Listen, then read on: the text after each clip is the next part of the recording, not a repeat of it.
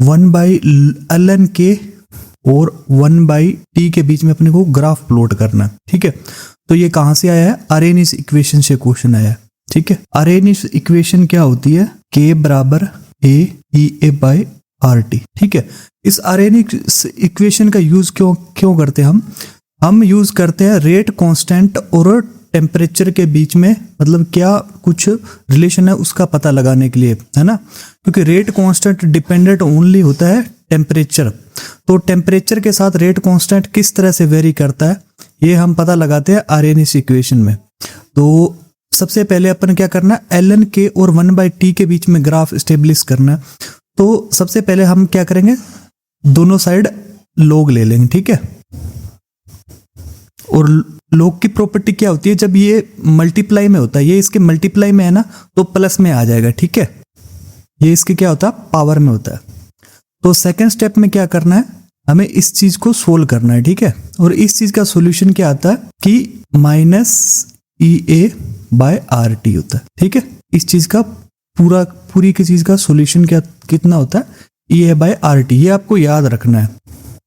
Okay, अब next step में क्या होगा कि ये मैं EA को आगे लेके आ सकता हूं। तो अब इसको कंपेयर किससे करना है? y बराबर mx प्लस c से। इसको जब मैं कंपेयर करूंगा तो अपने पास क्या ग्राफ आएगा?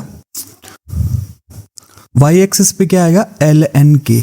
ठीक है, और x एक्सिस पे क्या आएगा? 1/t। ठीक है, 1/t यहां से 1/t, और अपना स्लोप क्या हो जाएगा? m।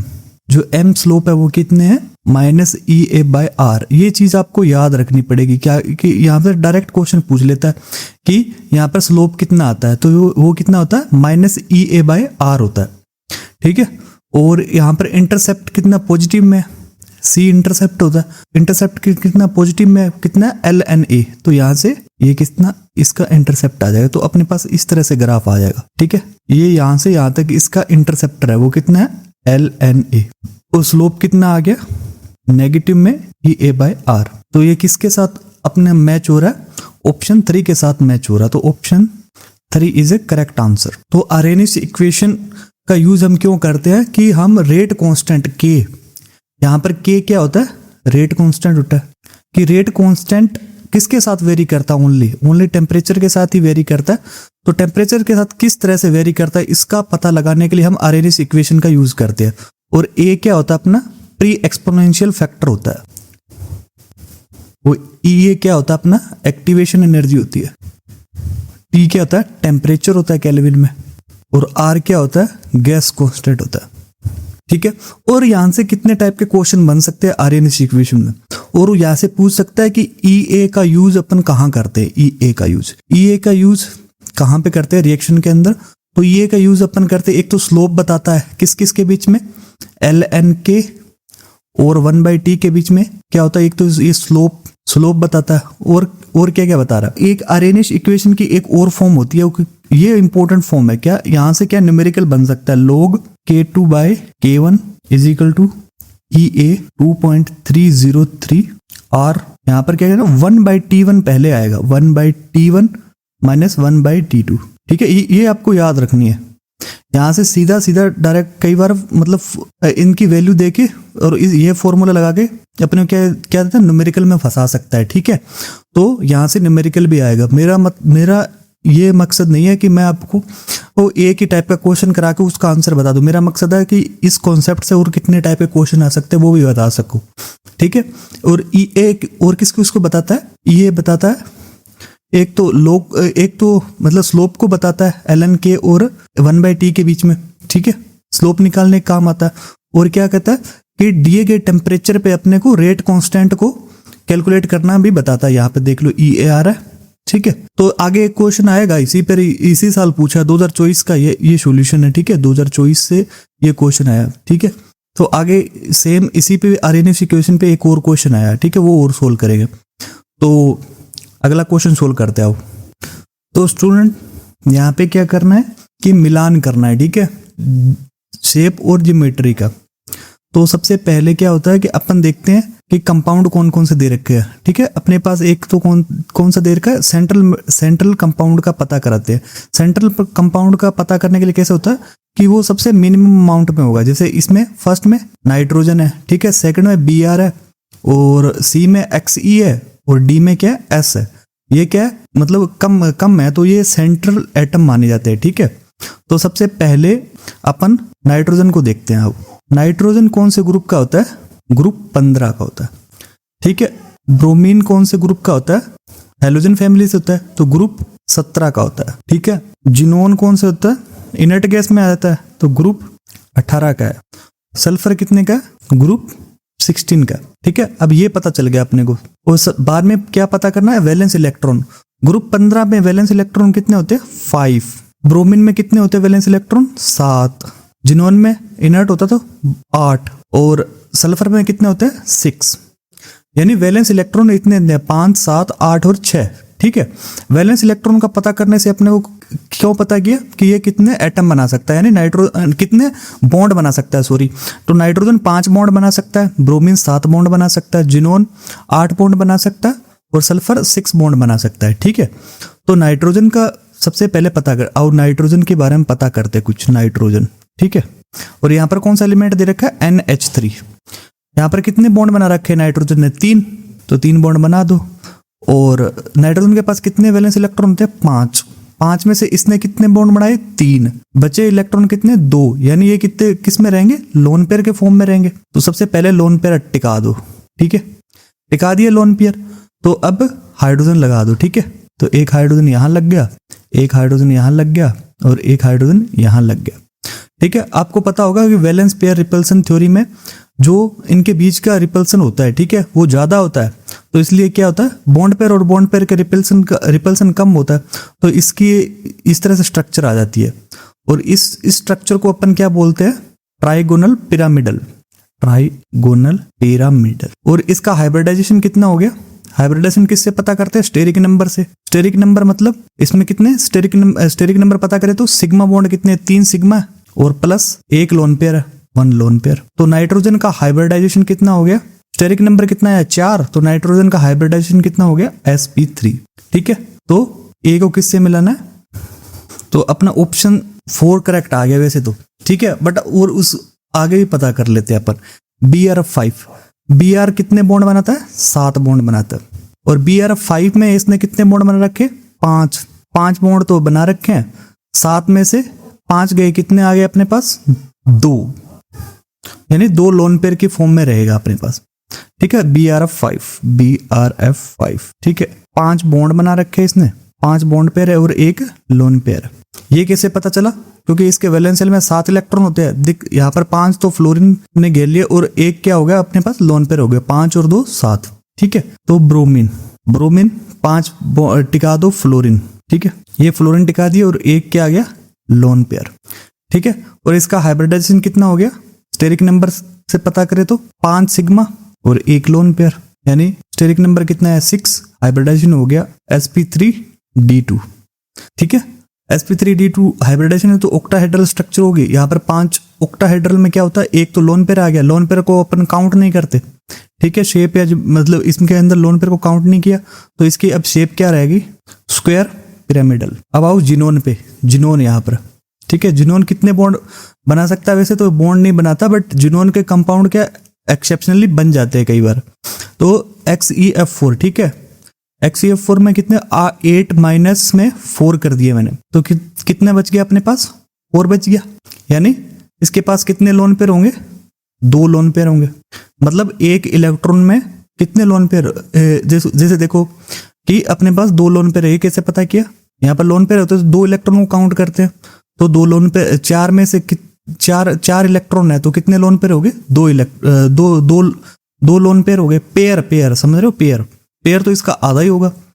तो XeF4, ठीक है। 4 फ्लोरीन टिका दो इधर, और 2 लोन पेयर हो गए अपने पास, तो 2 लोन पेयर यहाँ आ गए।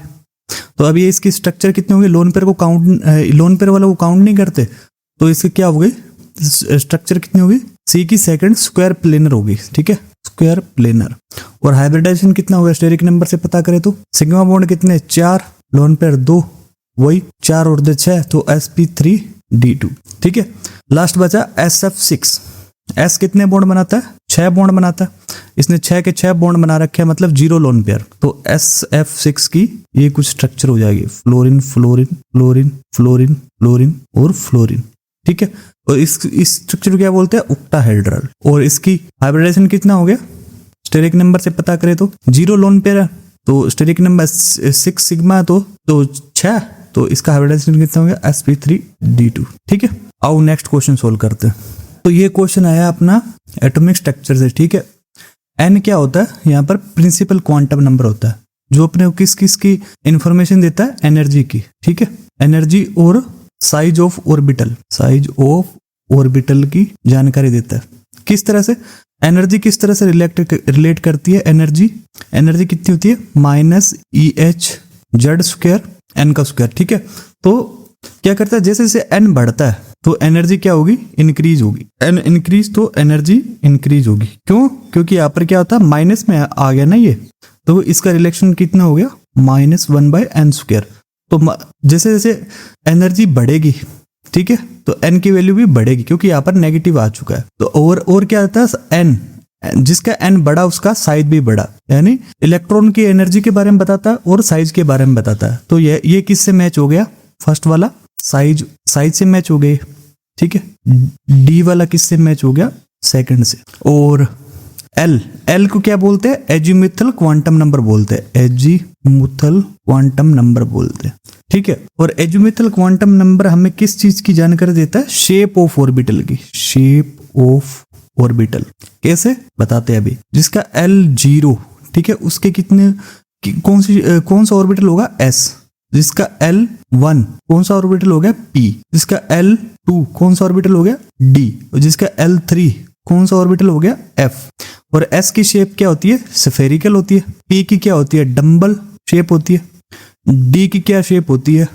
D की कॉम्प्लेक्स शेप होती है, ठीक है, थोड़ी कॉम्प्लेक्स, या क्लोवर लीवर भी बोलते हैं, क्लोवर लीफ टाइप की होती है, क्लोवर लीफ टाइप, ठीक है। और F की क्या होती है? कॉम्प्लेक्स होती है थोड़ी, ठीक है। इस तरह से हमें L किसकी जानकारी देता है?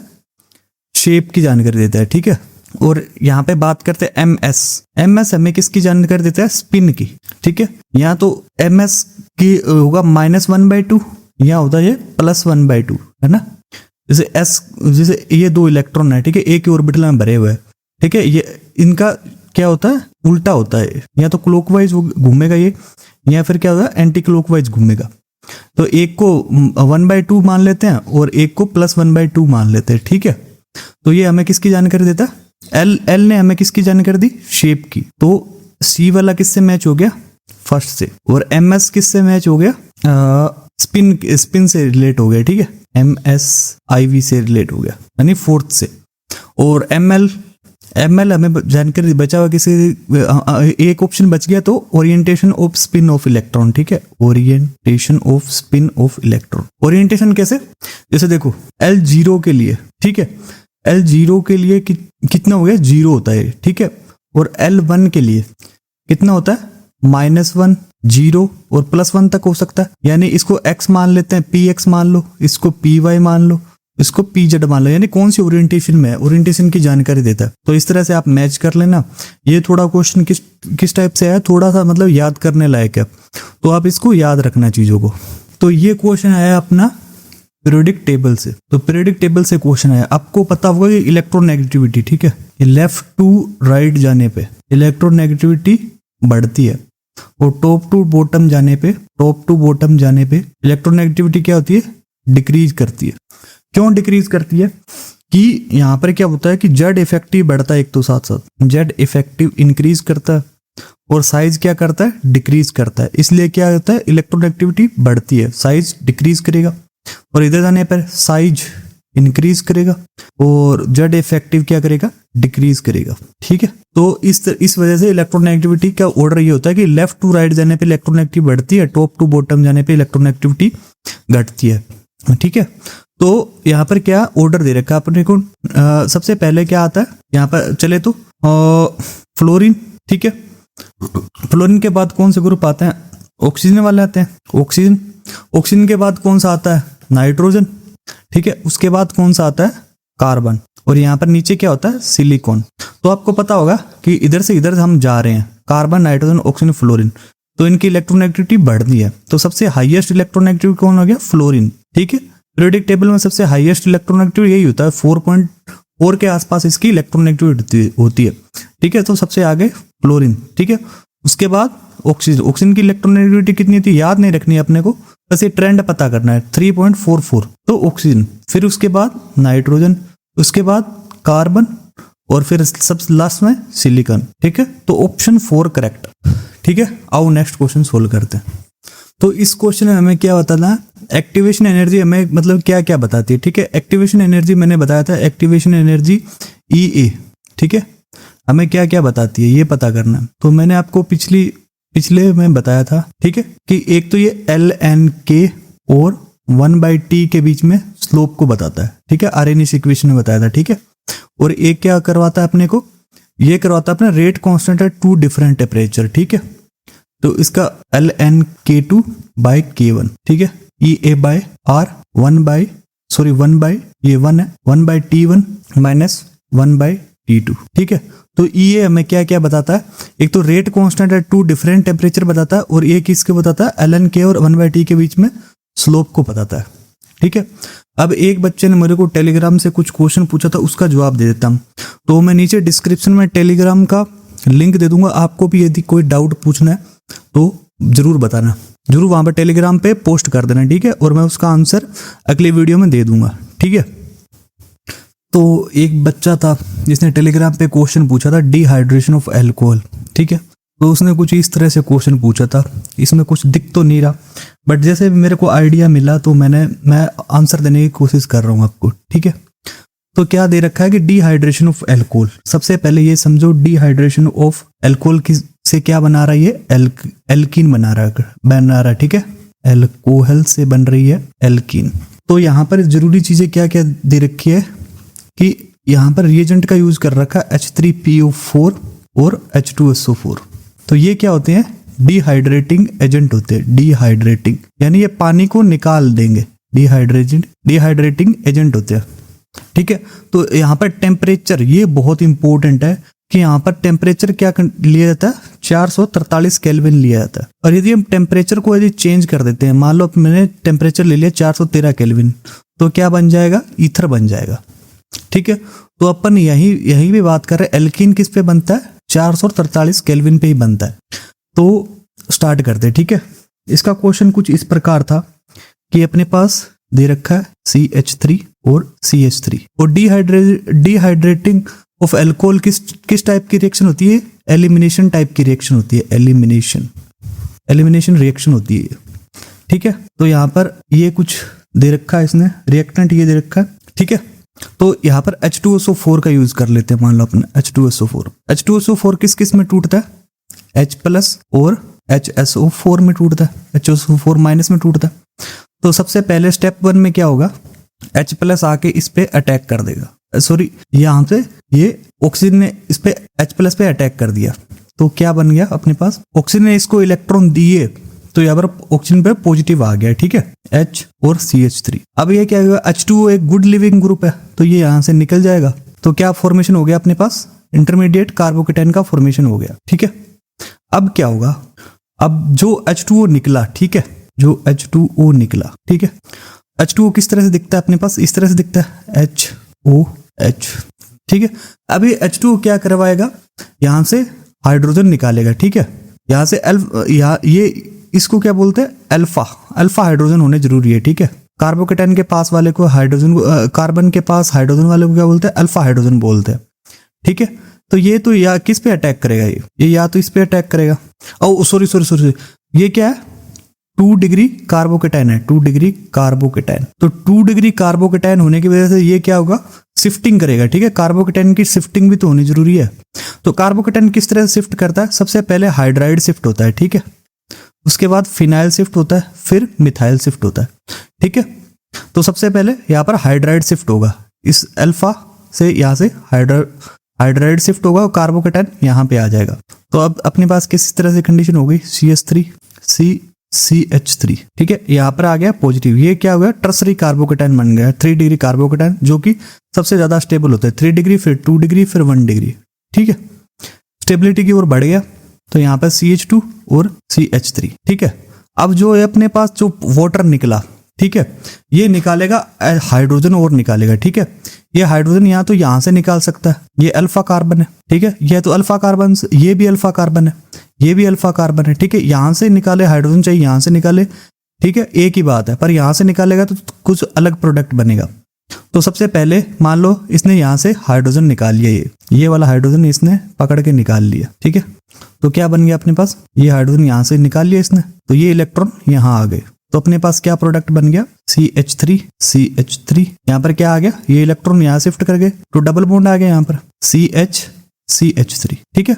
और मान लो सेकंड स्टेप में ये यहाँ से हाइड्रोजन निकाल ले, तो अपने पास क्या प्रोडक्ट आ गया, CH2 double bond CH3 CH2 ठीक है। इसमें सबसे ज्यादा स्टेबल कौन सा होगा, ठीक है, सबसे ज्यादा वो स्टेबल होगा जिसके पास अल्फा हाइड्रोजन ज्यादा है, ठीक है। इस एल्कीन को अपन डब्बे में बंद कर देते हैं, तो साइड वाले क्या हो गए, अल्फा कार्बन हो गई है, अल्फा कार्बन और अल्फा कार्बन से जुड़ा हाइड्रोजन क्या होगा, अल्फा हाइड्रोजन। तो इसके पास कितने हाइड्रोजन है, 9 अल्फा हाइड्रोजन, और इसके पास कितने हाइड्रोजन है, तो स्टेबल कौन सा हो गया, 9 वाला हो गया। जो स्टेबल प्रोडक्ट होता है, ठीक है, स्टेबल प्रोडक्ट, उसको अपन क्या बोलते हैं, उसको अपन बोलते हैं सेतजेव प्रोडक्ट, सेतजेव, ठीक है।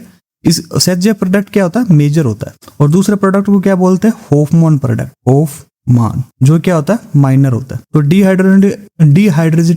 डिहाइड्रेशन ऑफ अल्कोहल में क्या बनता है, मेजर प्रोडक्ट सेतजेव प्रोडक्ट, और होफमान में क्या बनता है, माइनर प्रोडक्ट। तो आपका भी कोई यदि क्वेश्चन है या कोई पर्टिकुलर डाउट है तो आप टेलीग्राम पे पोस्ट कर देना, बढ़िया पिक्चर लेके पोस्ट करना, ताकि मैं आसानी से उसका आंसर दे पाऊँ, ठीक है। और आज के लिए इतना ही, मिलते हैं अगले क्लास में, बाय।